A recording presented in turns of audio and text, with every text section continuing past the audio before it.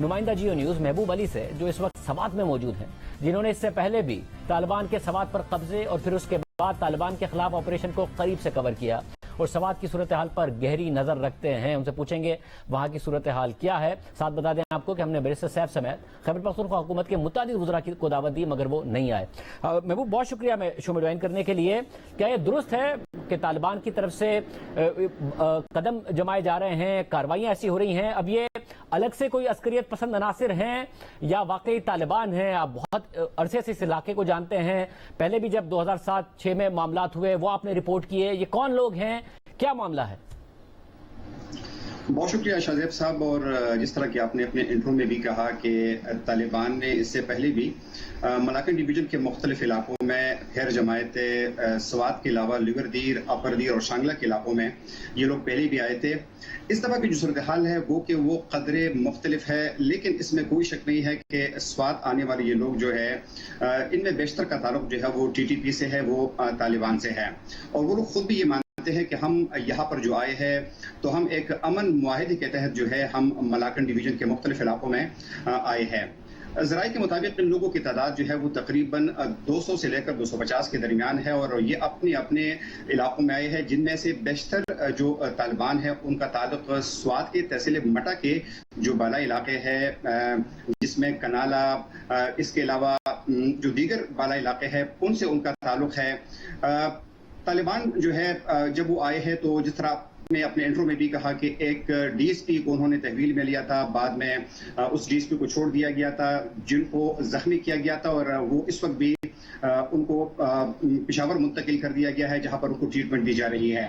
सूरत हाल ये है कि तालिबान के आने के बाद न सिर्फ स्वात में बल्कि पूरे मलाकन डिवीजन में लोगों में एक नया खौफ हरास भी फैल गया है और लोग ये समझते हैं कि खुदा न खास्ता जो यहाँ पर साल 2007 से लेकर 2009 के दरमियान जो हालात खराब हो गए थे, खुदा न खास्ता वो हालात दोबारा खराब ना हो जाए। इससे अहम बात शाजिब साहब ये है कि जब ये लोग यहाँ पर आए हैं तो जो मकामी मीडिया है, जो सहाफ़ी है, जब वो पुलिस एहलकारों से बात करते हैं, जब वो पुलिस आला हुकाम से बात करते हैं, रीजनल पुलिस ऑफिसर DPO से बात करते हैं, तो वो लोग अपना मौक़िफ़ ही देना चाहते हैं। जो लोअर रैंक के जो पुलिस ऑफिसर्स है SHO के लेवल या DSP के लेवल, वो ऑफ द रिकॉर्ड हमसे गुफ्तगू जरूर करते हैं, लेकिन वो लोग खुद भी इतने कंफ्यूज है कि उनको खुद ये पता नहीं है कि ये हो क्या रहा है। अगर तालिबान इस इलाके में आए हैं तो क्या वो सर्च ऑपरेशन कर सकते हैं, क्या उनके खिलाफ वो बंदूक उठाकर ले जा सकते हैं या नहीं जा सकते, वो लोग खुद इंतहाई कंफ्यूज है। दूसरी जानिब जो हमें ज़राए से खबरें मिलती है तालिबान की तरफ से, तो उनका ये मौक़िफ़ है कि हम तो एक अमन मुआहिदे के तहत अपने इलाके में आए हैं और हम सरकारी इमलाक को नुकसान नहीं पहुंचाना चाहते और हम पुरअमन अपने इलाके में रहना चाहते हैं। तो यकीनन एक गंभीर सूरत हाल है और इस तमाम सूरत हाल का जो एक इफेक्ट है वो ये है कि जिस तरह की स्वात एक सयाहती इलाका है और हर साल स्वात की जो सियाहती मकामात है, जिसमें कालाम है, मालम जब्बा है, उतरोड़ है, इन इलाकों में सालाना 20 लाख से ज्यादा सयाह इन इलाकों का रुख करते हैं। गुज़िश्ता दिनों जब हमारी बात हो रही थी कालाम के मुख्तलिफ होटल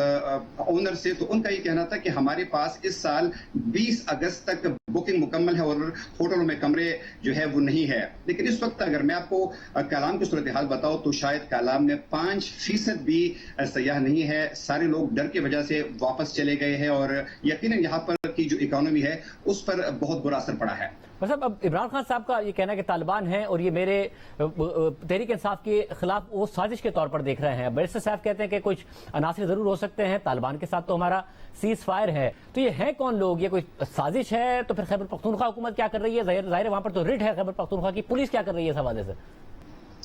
शाजिब साहब, यही सबसे बड़ा सवाल है कि तकरीबन 5 रोज हो गए हैं जब से DSP उनकी तहवील में था, दीगर जो एहलकार थे वो तालिबान ने तहवील में लिए थे और बाद में एक जर्गी के जरिए उनको छोड़ा गया। लेकिन आज तक सूरत हाल ये है कि न तो सूबाई हुकूमत का कोई एहलकार इस पर बयान देने के लिए तैयार है। स्वात से पाकिस्तान तहरीक इंसाफ के 7 MPAs है, यहाँ से उनके 3 MNAs है, लेकिन तमाम लोगों से जब हम रब्ता करते हैं तो कोई भी बात करने के लिए तैयार नहीं है। और यही सबसे बड़ी वजह है कि जब سوشل میڈیا پر مختلف میڈیا چینل پر جو خبریں گردش کرتی ہے اور جب افواہیں پھیلتی ہے تو اس کی سب سے بڑی وجہ یہ بھی ہے کہ حکومت سامنے آنے کے لیے تیار نہیں ہے. صرف آج کے دن صورتحال یہ ہے کہ آئی جی پی خیبر پختونخوا سوات پہنچ گئے ہیں, چیف سیکرٹری سوات میں ہے, چیف منسٹر کی CSO سوات میں ہے. ہم ان تمام لوگوں سے رابطہ کرنے کی آج دن بھر کوشش کرتے رہے ہیں.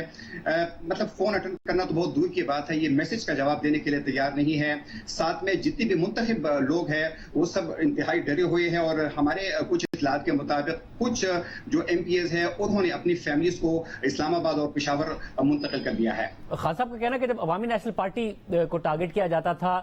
تو ظاہر ہے کہ جو طالبان کے الزامات تھے وہ یہی تھے کہ امریکہ کی جنگ اور یہ سارے معاملات, وہ کہتے ہیں میں تو ہماری جماعت تو امریکی ڈکٹیشن کے خلاف کھڑی ہے, تو ہمیں کیوں ٹارگٹ کریں گے جس کی وجہ سے وہ سازش دیکھ رہے ہیں. تو کیا وجہ ہوگی کہ اگر وہ حکومت میں ہے تو انہیں ٹارگٹ کیا جا رہا ہے, اگر ان کا موقف یہ ہے جو کہ خان صاحب بتا رہے ہیں؟ بالکل شاہزیب صاحب, آپ کی بات بالکل ٹھیک ہے کہ امریکہ کا موقف ہے, لیکن آپ یہ تو اندازہ کریں کہ عوامی نیشنل پارٹی یا پیپلز پارٹی نے کب امریکہ کی حمایت میں جو ہے وہ بیانات دیے تھے. یقیناً اس دور میں شاید وہ لوگ بھی امریکہ کے اتنے ہی خلاف تھے جتنا آج PTI ہے. پاکستان سے محبت کرنے والے سارے لوگ ہیں, اور جب امریکہ پاکستان میں مداخلت کرتا ہے یا یہاں پر ڈرون کی بات ہوتی تھی تو سب پارٹیاں جو ہے, خاص طور پر عوامی نیشنل پارٹی اس کی اس وقت بھی مخالفت کیا کرتی تھی. اس وقت صورتحال یہ ہے, ایک عجیب صورتحال اس حکومت کے لیے یہ ہے کہ ایک طرف تو یہ کہا جا رہا ہے کہ امن معاہدہ ہوا ہے, اور جس کے ذریعے طالبان جو ہے وہ سوات سمیت لگردیر, اپردیر, مردان اور شانگلہ کے علاقوں میں پہنچ گئے ہیں. لیکن جو سب سے وری فیکٹر ہے اس میں یہ ہے کہ اگر ان لوگوں کی وجہ سے اگر مقامی لوگ کسی تکلیف میں پڑتے ہیں یا ان کی وجہ سے مقامی لوگوں کو کوئی نقصان پہنچتا ہے تو اس صورت میں صوبائی حکومت کا کیا رد عمل ہوگا یا ان کی نمائندوں کا کیا رد عمل ہوگا, وہ سب سے بڑا سوال ہے, کیونکہ اب تک یہ لوگ خاموش ہے اور کسی قسم کا جواب دینے سے قاصر ہے.